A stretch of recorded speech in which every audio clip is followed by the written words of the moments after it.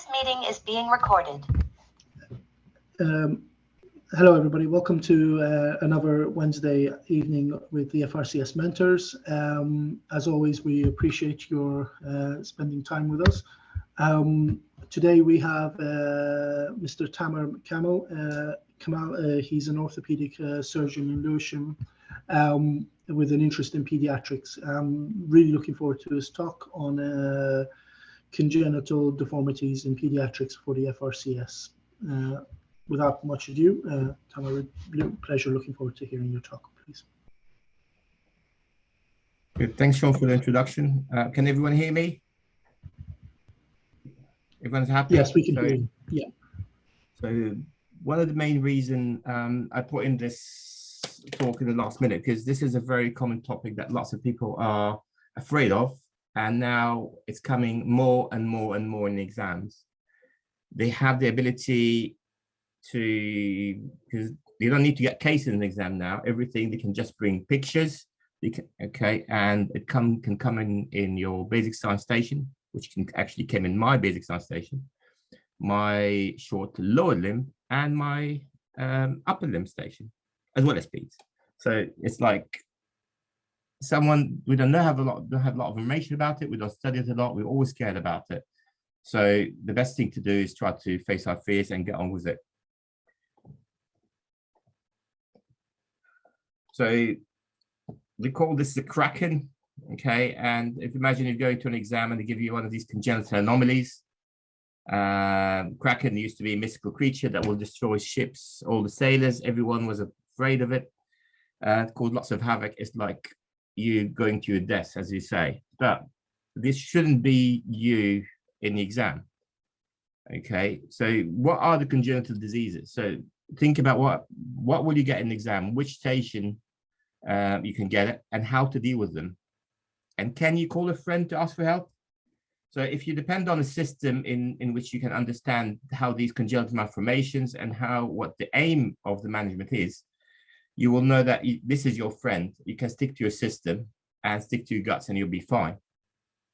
So all congenital diseases that can happen are diseases that are found around birth time. Okay, you will get them in exam, as said, in various stations, upper limb, lower limb, PEDS. Okay, and if you stand your ground with them, you should do really well. There's not a lot to debate about them. You know more about them than the examiner, which should be much, much better for your safety.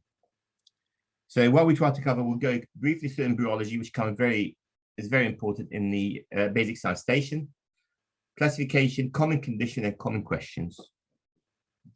So if you look at the embryology, which is the basic for everything in this lecture, so the basic thing that you need to understand, that everything starts central and move to distal.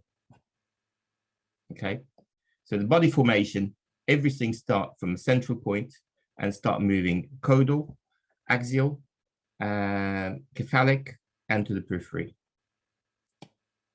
Upper limb is formed before the lower limb. Okay, there's a direct balance in the formation.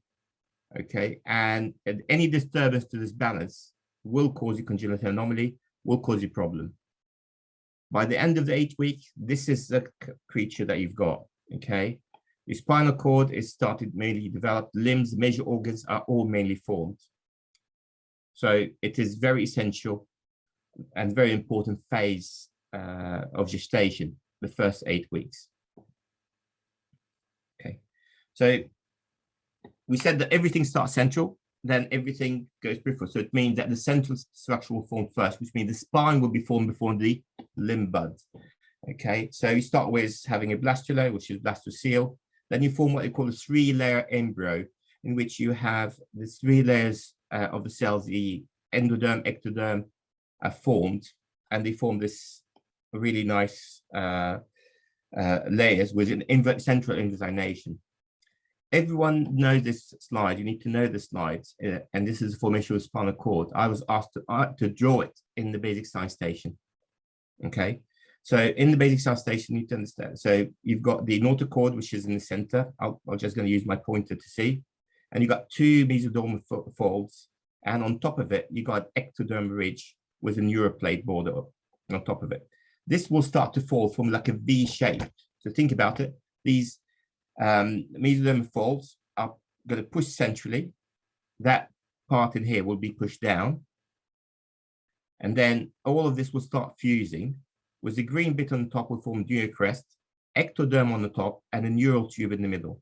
So you end up with notochord, mesoderm, the neural tube in the middle, and ectodermal layer. Okay. And this whole process starts at the 2nd week of gestation, and by the end of the 8 weeks, it should be full. It starts from central going cephalic and caudal. If you have a problem with the cephalic area, okay, you have anencephaly. At the end of 8 weeks, it doesn't form. You end up with spina bifida, medial or a defect around the dura area.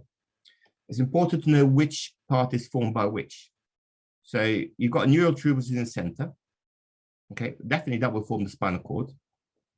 Then if you got the not a cord, that's why I highlighted in a bit yellow, will form the discs, the annulus, and the vertebral body, while the neurocrest will form the peripheral nervous system, the pia mater, and sympathetic trunk and the spinal ganglia.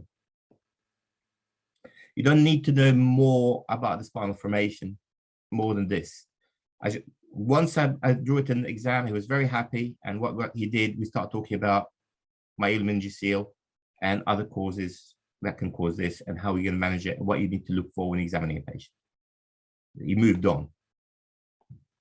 Now we look at the limb bud. Everyone knows this picture. You need to know it by heart. Okay, it's very easy. So it appears 4 weeks. We said central appear before peripheral.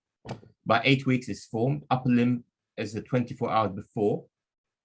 Okay, you got a mesodermal layer, and you got an ectodermal layer on top, which is it's on top of it, so it's called an apical ectodermal ridge.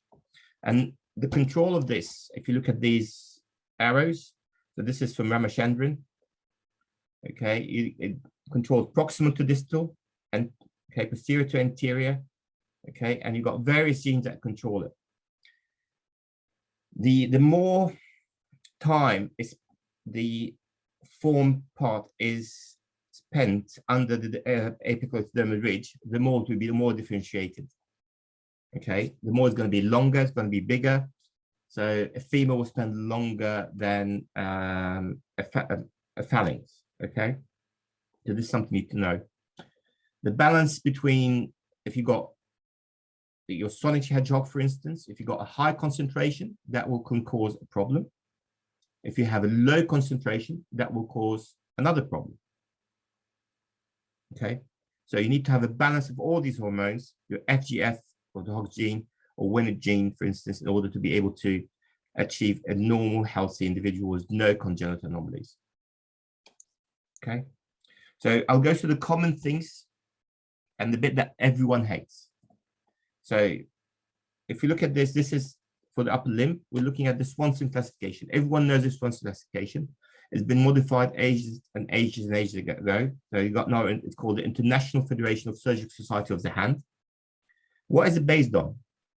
So it takes, if you look at the stages of formation and how the embryologic stages are.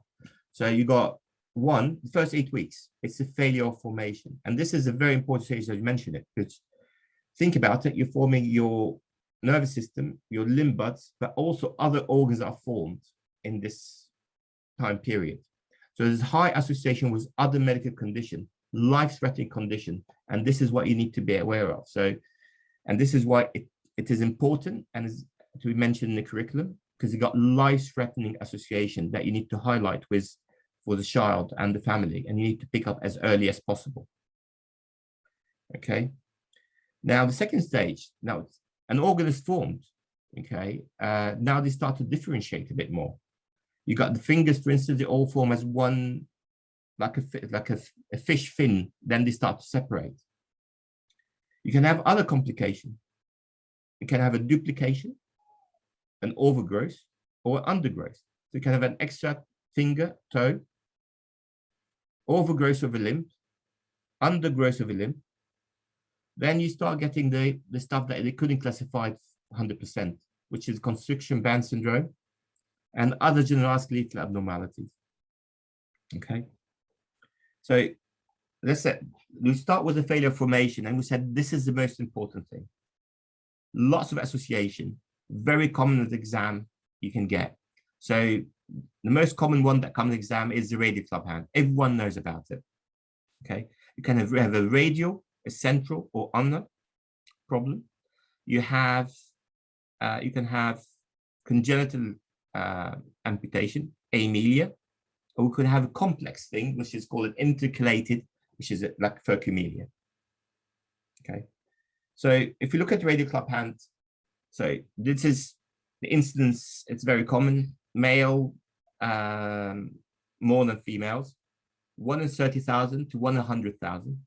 There is some genetic predisposition. There is association with other syndromes, and there are other factors that play an important role, like some medication, radiation, valproic acid. Okay, and this is hence why it is important. So when they ask you that question about, you've shown that picture of that radial club hand, look at where it's deviated. So think about it.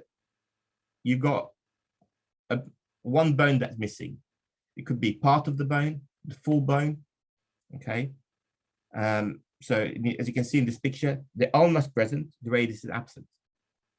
But you can have a variety of levels based on the degree of sonic hedgehog presence.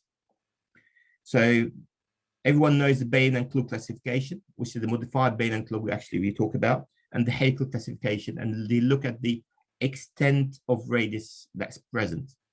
So if you think about it, and in a simple way, now you don't have a radius, you have a defect in that forearm. Every defect in the body will try to fill it. So you're going to have it what I call an alg in this position, and that will start having forming like a constriction band, and that will start pulling that wrist and carpus, okay, radially.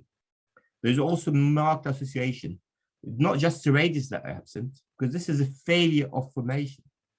The muscles that are attached to the radius will be absent. Some carpal bones might be absent. Nerves. So they found that the radial nerve might be absent. There is an aberrant median nerve sometimes could be absent. Radial artery. There could be association with a digit absent, like a thumb. Okay. And now here's the important bit, and this is what they always ask about. Okay. The life-threatening condition. The vectoral. Okay. So you need to know what vectoral stands for. Okay. So this is very important. They ask you, say, vectoral anomalies, and you'll say, what does it stand for? So you need to tell them each item. What's the star? What's the Fanconi anemia? And how will you investigate this? So Fanconi anemia is the easiest one. You're going to do just a FBC. I'll show it. But all of these things are have life-threatening association. So don't be fooled. We are holistically treating a patient, and hence the club hand itself is not a life-threatening condition, but the other associated complication, congenital problems, are the life-threatening condition. And all diseases in the formation phase, the first 8 weeks or the first 14, 16 weeks, can have association. So if you ask about it, there is a possibility of association of other comorbidities and associated medical conditions. And this is what they are specifically about. So the main thing with any congenital disease or any congenital malformation, you need to counsel the family. The family are worried. They got a child who's got a deformity in his hand. They don't know what's happening. Okay, could be they're very worried about it. How are we going to so counsel the family, involve the family and in the whole management plan. This is not something that you're going to be treating by yourself. This is something you're going to be treating with a very dedicated pediatrician, physiotherapist, okay? And you need to mention that you're going to be, it's a complex thing, that you need to treat it with a variety of people, okay? For the syndromic, life-threatening condition, as well as the musculoskeletal condition. So what the aim for your management from the musculoskeletal point of view? From the musculoskeletal point of view, one, aiming is try to get this child to have a functional hand, okay?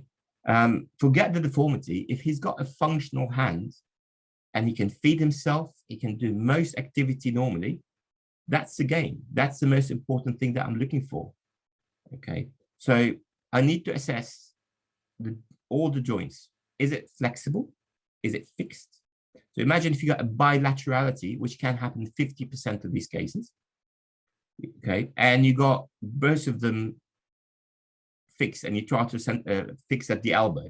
You have a fixed deformity at the elbow. So you try to centralize that wrist. Now you straighten that wrist. Okay, now that kid cannot bend his elbow. He cannot feed himself. Okay, so this is very important to examine the elbow, examine the carpus, examine the wrist movement. So with that deformity he's got, is actually his arm in a good position for him to eat.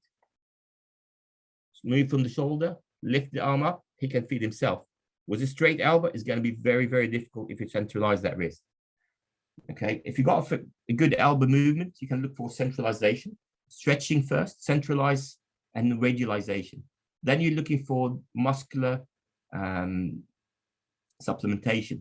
Okay, so which muscle group you need to transfer to try to get the balance and maintain the function. They will not go deeper than this because this is very, very advanced. Okay, and if you manage to answer this, you're going for a very high score. So just make sure you talk about the life-threatening condition, the association, and remember, it's all happening before 8 weeks of gestation. Okay. Now, like we said, we can have a central one.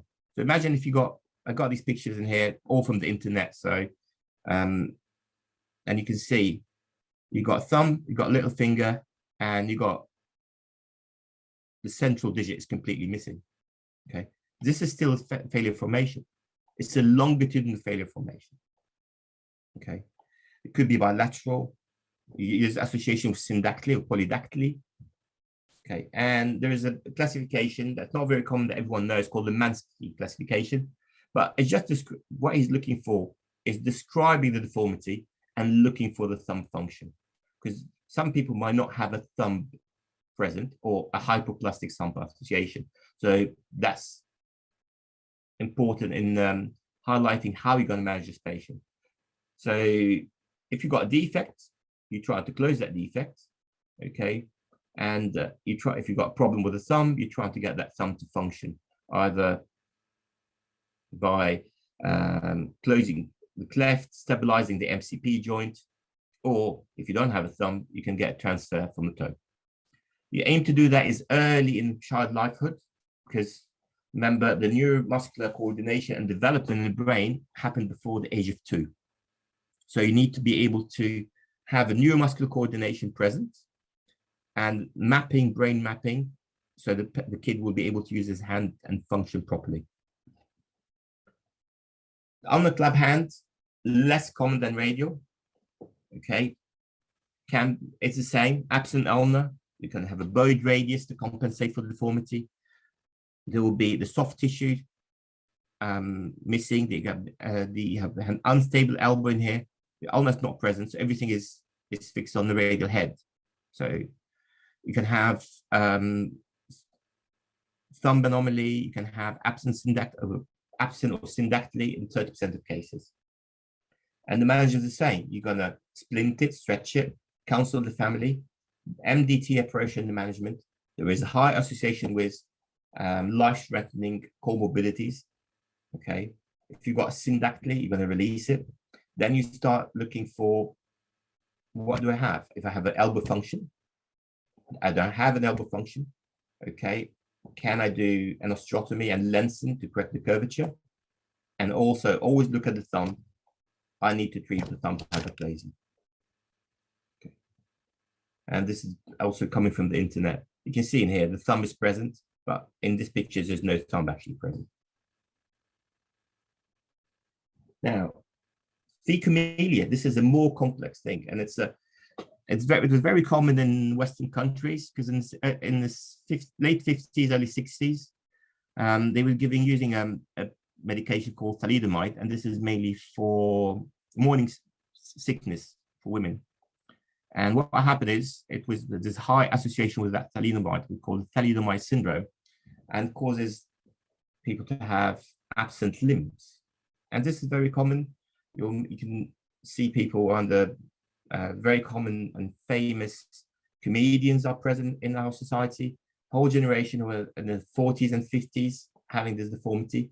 So, and it was a very big lawsuit that involved all Western countries. So everyone is aware of it.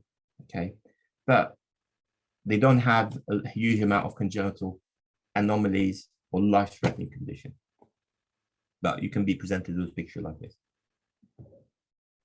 Now, we'll finish at first station. We're looking at failure of differentiation.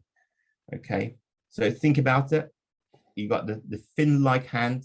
Now you're going to get apoptosis in the middle, and then you're going to get separation to form the hand. So if that separation doesn't work, the first common thing and the commonest disease and the thing that they love the most is syndactyly. Okay, and basically the finger don't want to leave each other. They want to live together. They love each other so much. Okay, I call it they're living in sin. Okay, they sinned and want to stay in a sinful way.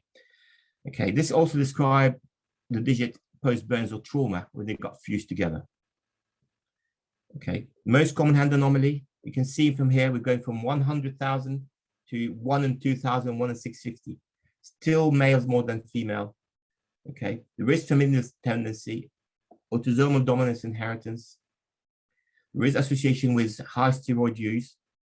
Okay, and fibroblastic growth factor receptor deficiency. Okay, so all of that is important.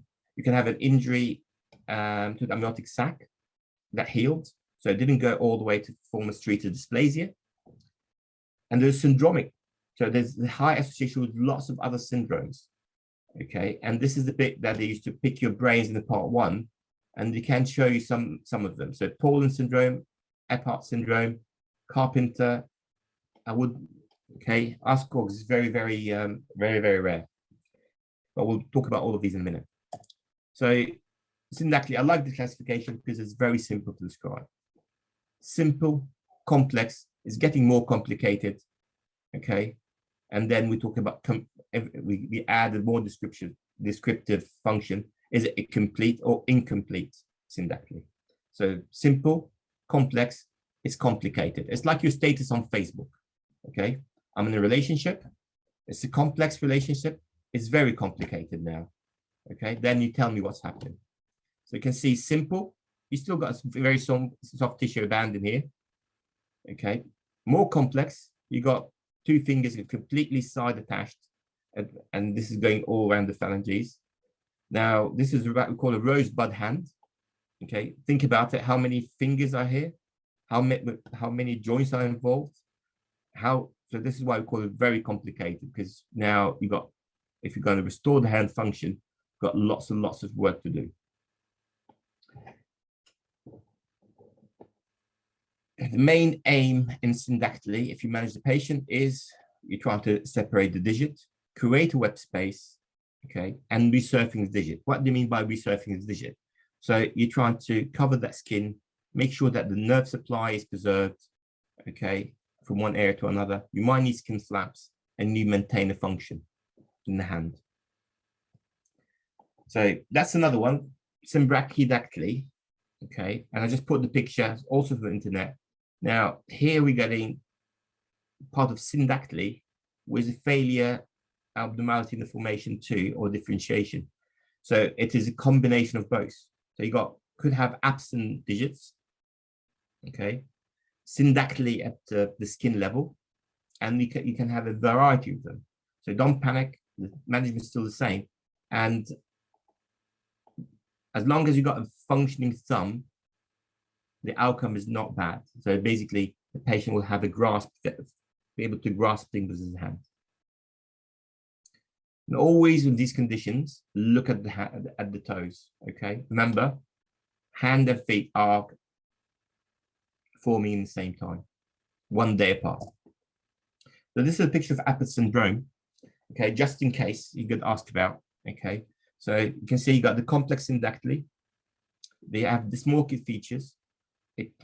as we said, is fibroelastic growth factor 2 related issue. It's a genetic mutation, and this is called a rosebud hand. Poland syndrome, also associated with syndactyly. Okay, but Poland syndrome, there's other association you need to be aware of. There's underdevelopment of muscle on one side of the body. It's mainly due to subclavian artery deficiency or hyperplasia. So you find that the patients have no pec major, no muscle in the front of the chest. The range of the movement of the shoulder is restricted. You can have a hypoplastic or a smaller arm on the affected side with syndactyly. Okay. Now we'll go to polydactyly. Okay, so polydactyly is easy to go through. Poly means multiple. Okay, so you have something in excess, and where you have it is how you describe it. So the axis is your middle finger. So if you've got a central polydactyly, it will be around the central. Preaxial will be around the thumb area. Postaxial around the little finger. The preaxial was the most common. Everyone knows about it. They love the Swanson classification. Okay, so if you know it, just mention it. It's 1 in 10,000. Okay, more in white Caucasian population. That's the preaxial, while the postaxial is more in African population. It could be sporadic, de novo mutation. Okay, and we go back again to the congenital anomalies, Fanconi's anemia. Okay, imperfect anus, cleft palate, tibial defect. Okay, Holt-Oram syndrome. All of these are important to mention. Okay, because you can have a life-threatening condition that affect the patient. Okay, so if you've got any major congenital hand anomaly, first thing I'll say, I would like to assess the patient for any life-threatening condition, which could include Lateral, Fanconi's anemia, Holt-Oram. Okay, so that's the vessel classification. Looking at the duplication. Okay, and it's a very simple classification. We're going from distal to proximal. Is it bifid? Is it split? Bifid split, and full duplication, or triphalangism in the end. So you cannot miss it. Okay, so bifid split, you're going one level higher to H1. Now you get 6, and the 7, you got triphalangism. You go over your treatment, it's reconstruct that stump. You want a functioning stump. Okay. If you got a very small stump, you can try to take the smaller stump out. Okay, try to get that thumb stable by reconstructing collateral ligament, and try to form the new vascular bundle, preserve, and bony stability is very important. Your aim is to get the pinch function. The patient should be able to get the pinch function back. They're not going to ask about lots of complexity in management because it's very, very difficult, and unless you are scoring really high, not even every upper limb surgeon or hand surgeon will go through that. Post-axial duplication, as you can see, we're talking about little finger, completely opposite African population. You either have a well-formed digit or rudimentary digit. If you've got a rudimentary digit, okay, people can, they will tie it or amputate it early in life, so they have no problem. If you have a full, well-formed digit, okay, you can try to preserve it as much as possible. Now, I put in this picture because that will look like possible syndactyly. But if you count the fingers, 1, 2, 3, 4, 5, 6. So that's a polydactyly with syndactyly association. That can be missed. And this is a picture that actually came in the exam, I think in June. Okay, everyone started talking about syndactyly, but no one actually counted the digits themselves. Okay, so look at these pictures, count. Okay, you can see clearly 1, 2, 3, 4, 5, 6. Oh, 7. I missed one. Okay, and how are we going to do it? Same way. You're trying to create the digits, reconstruct the fingers. You might need some skin slapstick for coverage, and your aim is to get a functioning hand. Everyone knows thumb hyperplasia. Everyone loves it. Everyone knows Lateral classification. So going to the exam without knowing about thumb hyperplasia is going to be a bit difficult. You need to know the Lateral classification. They ask about it directly. Okay, you will be shown a picture of a hand with a hypoplastic or absent thumb, and then they will take you through it. So if you want to take a screenshot of this page, I summarize everything in here. And the important thing is having your CMC joint. So having a CMC joint intact will guide you to your measurement of what you're going to do. Okay, so if you have a unstable thumb or completely rudimentary thumb, you're looking for amputation and polycization. Now, if you've got short by functioning shunt, you have nothing to do. If you've got a small web space, you can create that web space and try to see how stable it is. If you've got MCP stabilization, you just need to create this web space and it's going to be good function. But if you don't have an unstable, that will make you might need to have a bony procedure and a ponoplasty either. Okay, everyone knows the little finger. Okay, the little finger itself have lots of other conditions. So camptodactyly, so think about it. You're going camping, you put a tent, so the finger is bent slightly. Okay, this is a familiar tendency, and there is some predisposition in various population, mainly Asian population. Okay, you can have an infantile adolescent, and what do you need to do for it? Nothing. There are lots of surgeons that I know, a couple of my friends who have this condition, and they function 100%, no problem whatsoever. They have no problem with the function. Just if you got a very severe contracture, you can try to release the structure and lengthen FDS. Okay, now we move to clinodactyly, and we're talking about a lateral plane deformity now. So it could be bilateral. You can have a minor bend, cause no problem, mainly cosmetic. No one cares about it. You can have a minor angulation with a short phalanx, or you can have a very marked deformity, what I call a delta phalanx, okay, in which you have an abnormality in the phalanx himself. And this is what you need to do, a corrective osteotomy to try to correct it. Last, you got the Kerners deformity. We're turning again at the tip of the finger here. Okay, so you got palmar to radial curvature. Usually lots of people manifest about early, I'd say late childhood, 8 to 10 years old. It could be bilateral, symmetrical. Okay, non-painful, could be progressive.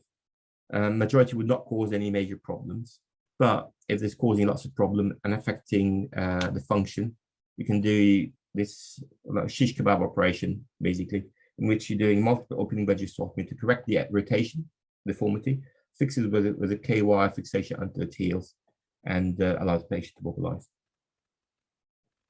So I just took some of the simple stuff that people got asked in last exams and tried to import and emphasize the importance of it.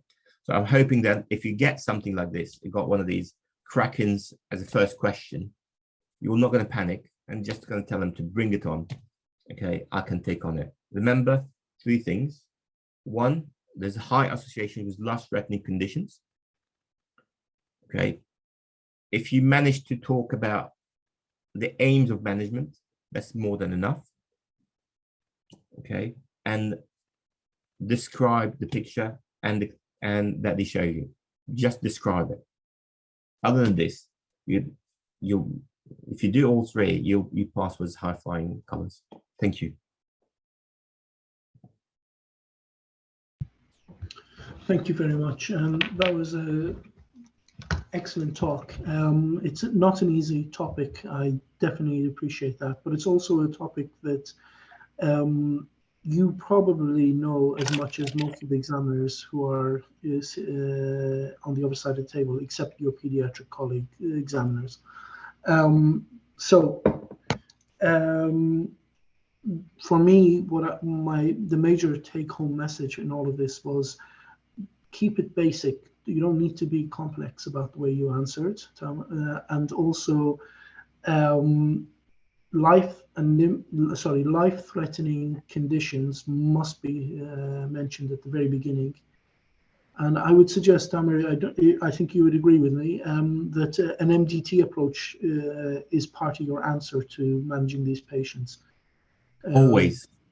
Yeah, so if you say these three things, if you say keep it basic, describe what you're seeing, and then ask for talk about, I will investigate for conditions which are life-threatening, such as A, B, and C, looking at whatever the organs you believe will be injured, like in Vactral or in TAR or Fanconi's anemia, which is actually immediately life-threatening. So you do need to mention that almost straight away. And my approach would be based on a multidisciplinary approach and with counseling the parents into the stepwise progress of management of these cases. It's almost, you've spent the first minute perfecting, you're relaxing your examiners. So I really think that's quite important. Is there any questions? If you do have any, please either raise your hand or type it out and we'll read them out. Tamer, can I ask you a question while we're just checking? Can I add one yes, sentence to yourself, Shwan? Yes, please do, Amjad, sorry. Yeah, and the most important thing is to maintain the function for the hand or for the organ. So that's the important sentence to add to whatever you said, Shwan. Absolutely correct. Maintaining the function in the management plan, it's all about maintaining the function of the hand or maximizing the function of the hand, all of the limb. Absolutely correct, Amjad. Sorry, Tamer, I was going to ask you. So if you were in the exam and you were presented with a complex case like one of the ones you've presented, how would you go about in first of all describing the picture you see? What would you normally say? But if it's a hand, for instance, I'll start by simple things, looking and say, well, is it an adult hand? Is it right or left? Okay. Is there any missing digits that I can see? Where's the deformity? The thumb tells you where the deformity is going. Okay. Describe the deformity. What's missing? Anything else I can see?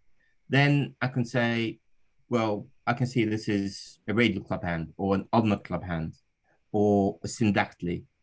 Then I start to talk about association, for instance. So what I want to look for in the patient. So I would like to clinically examine the patients. I would look what I'm looking for in my clinical examination. I want to see the palmar surface of the hand. I want to see the elbow. I want to examine the wrist movement. I want to assess the neurovascular status. All of these failure formation, especially in this condition, are associated with vascular, neuromuscular malformations too. And with radial club hand and ulnar club hand also, think about it. You don't have an ulnar, your wrist is how's your elbow going to be? Unstable. Okay. There's association with skin contractures with radial club hand. So that's why they end up with that flexion deformity at the elbow. Okay. And it's very important in making my decision how I'm going to operate and what I'm going to do for this patient. I'd like to examine the other limb. Okay. And I would like to mention, well, I would like to look for any life-threatening condition, because this is a failure malformation in the first period of gestation, which is associated with all the organ formation. So I would like to involve lots of people with me. So I'm just taking care of I wanted this, I want this, I want this, I want this. And as soon as I say, okay, I think there's a malformation, he will show you the X-ray. Okay. Mm-hmm. Don't describe the X-ray, but mention also the bullet points. Life-threatening condition. Okay, I want to know about these things ASAP, and he will be completely happy afterwards.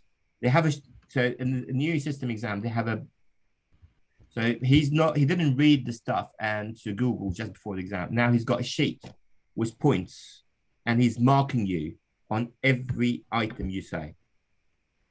So if you don't mention life-threatening condition, it's an immediate fail. Okay, so because you endanger the patient's life. Okay, if you mentioned it, you tick that box. You basically, you're sitting there, he's got a sheet of paper and he's ticking 1, 2, 3, 4, 5, 6. You talked about the hand, you talked about the x-ray, talked about the deformity, talked about this. Now we're going to high level thinking, like Amjad said. Okay, I want to restore the function of the hand, maintain the hand function. Okay, my aim as manager is trying to do this and this and this. He's not going to go into detail because this is very, very difficult. Absolutely right. That's the next, sorry, apologies. I'm just being thrown by the question. I'm just reading it. For conditions that we know are to be managed conservatively, like congenital radial head dislocation, calcaneal valgus of the foot, would you still refer to pediatric orthopedic colleagues and MDT? Well, I will still discuss with my colleagues, okay? They have nothing to lose by saying an MDT approach. Everything now is discussed as an MDT approach for medical legal purposes. So if you got a trauma meeting, you have a trauma meeting and we document every patient that we've seen, how many consultants were there, how many registrars, and what the agreed plan of action. So having an MDT approach to any complex patient management. And remember, you got families that are worried in here. You need to reassure them. Okay, you need, if they're not happy with your decision and what you told them, offer them a second opinion. Okay, make sure that the family are reassured, are involved in the management. Okay, and this is how they like it. You're going to avoid a complete complaint out of nothing. Yeah, I would agree. I'd suggest that I would not sit on a pediatric case in a elective clinic or in a non-pediatric service. I would refer a pediatric case to a pediatric service. So if you've picked up, I don't know how you'd pick up a calcaneal valgus, unless you're in a, I suppose, unless you're in a DGH hospital with no pediatric service and you're being called by the pediatric, no pediatric orthopedic service, and you're being called by the pediatric saying, oh, look at this foot, which is toes are touching the tibia, or come and look at this radial head, which is, we only noticed it's dislocated today on x-ray, which isn't, the child is 10 years old. You'd still want to send that person to a pediatric service because they need to be managed in a team, by a team that sees this on a day-to-day basis, not by a hip or knee surgeon, adult hip or knee surgeon, just happens to be on call. So think of it, if this was your child, where would you want your child to be seen by, number one? And number two, give your patients that same respect and treatment. And that's, you can't go wrong in the exam if you behave that way. Anyone disagree? No. Okay, if there's no more questions, we'll stop there. I would suggest, thank you. First of all, thank you to Tamar. Excellent talk, and it's not an easy topic to talk about, which you've handled really well. Thank you very much. And I love the way you've connected failure formation to abnormalities in formation. I like that. That's a nice touch to your exam technique. Thanks to the mentors, Ahmed Garam and Amjad Medina, for joining us. We'll be doing the Viva session just as soon as we're stopping recording here. Have a good evening, everyone.